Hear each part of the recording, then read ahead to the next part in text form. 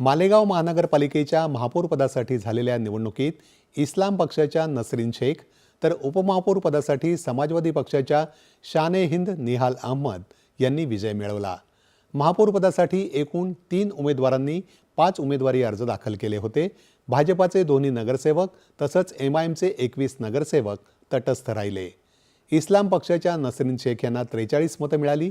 त्यांनी लता घोडके यांचा 25 मतांनी पराभव केला। उपमहापौर पदासाठी झालेल्या निवडणुकीत समाजवादी पक्षाच्या शान-ए-हिंद निहाल अहमद यांनी शिवसेनेचे निलेश काकडे यांचा पराभव केला। शिवसेनेच्या काकडे यांना 18 मतं मिळाली तर समाजवादी पक्षाच्या शान-ए-हिंद यांना 43 मतं प्राप्त झाली।